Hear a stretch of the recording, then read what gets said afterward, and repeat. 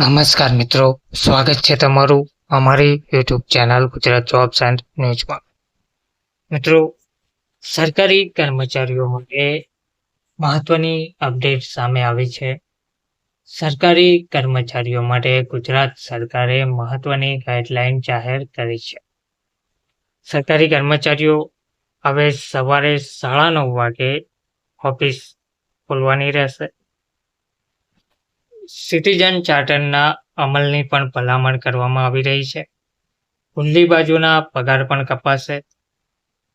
વિગતવાર માહિતી જોઈએ તો ગુજરાત એડમિનિસ્ટ્રેટિવ રિફોર્મ્સ કમિશન વહીવટી સુધારા પંચ GARC દ્વારા શૈક્ષણિક સંસ્થાઓ સિવાયની ઓફિસોનો ઓફિસ સમય સવારે 9:30 થી સાંજે 5:10 વાગ્યા સુધીનો કરવાની ભલામણ કરાઈ છે.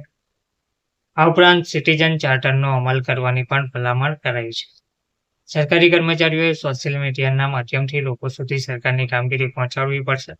સિટીઝન ચાર્ટર હેઠળ કોઈ પણ સેવા કેટલા સમયમાં આપવાની એ નક્કી કરાશે અને એ સેવા આપવાની જવાબદારી કયા સરકારી કર્મચારીની રહેશે એ પણ નક્કી કરવામાં આવશે. તો નક્કી કરેલા સમયમાં સેવા નહીં આપનાર સરકારી કર્મચારી જ્યાં સુધી પોતાની કામગીરી સંતોષકારક રીતે પૂરી ના કરે ત્યાં સુધી તેનો પગાર કપાતો રહેશે એવી જોગવાઈ જોવા મળી રહી છે.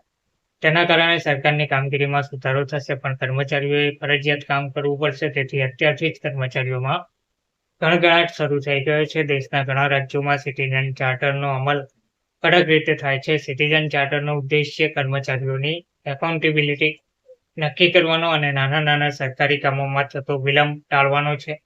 જવાબદાર કર્મચારીનો પગાર કાપવાથી તેનામાં પોતાની ફરજ સમયસર બજાવવાની ભાવના પેદા થશે. એ ઉદ્દેશ્યથી દેશના સંખ્યાબંધ રાજ્યોમાં સિટીઝન ચાર્ટરનો અમલ કરાયો છે.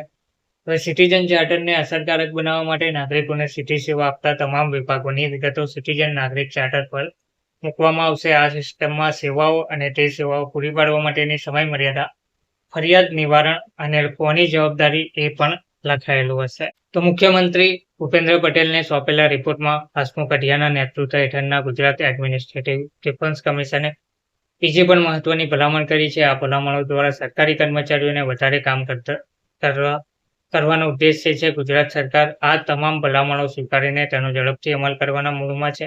એ જોતા સરકારી કર્મચારીઓએ હવે ફરજિયાત કામ કરવું પડે એવા દિવસો આવશે. સરકારી કર્મચારીઓએ વહેલા ઓફિસે આવવાની ટેવ પણ પાડવી પડશે. પંચે કરેલી બીજી મહત્વની ભલામણોમાં સરકારની કામગીરી તેમજ સ્થાનિક સ્તરે વિવિધ કાર્યક્રમોની પોસ્ટ નિયમિત રીતે સરકારના સોશિયલ મીડિયા એકાઉન્ટ્સનો ઉપયોગ કરવાનો સમાવેશ થાય છે. લોકો સુધી સરકારની કામગીરીની તમામ વિગતો પહોંચે એ માટે સોશિયલ મીડિયાનો ઉપયોગ કરવા તમામ વિભાગોને સૂચના આપવામાં આવશે.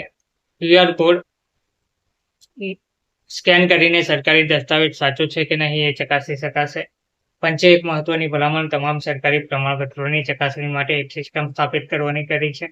સરકાર દ્વારા અપાતા તમામ પ્રમાણપત્રો, લાયસન્સ, મંજૂરીઓ અને અન્ય દસ્તાવેજો સાચા છે કે નહીં એ ચકાસવા માટે એક ટેક્સ સક્ષમ આધારિત પદ્ધતિ વિકસાવવામાં આવશે. આ દસ્તાવેજો રજૂ કરાય ત્યારે માત્ર QR કોડ સ્કેન કરીને કોઈ પણ દસ્તાવેજ સાચો છે કે નહીં તેની ચકાસણી કરી શકાશે. તેથી બોગસ દસ્તાવેજો ને સર્ટિફિકેટના આધારે નોકરી કે બીજા લાભો મેળવવાના ભ્રષ્ટાચારને ડામી શકાશે.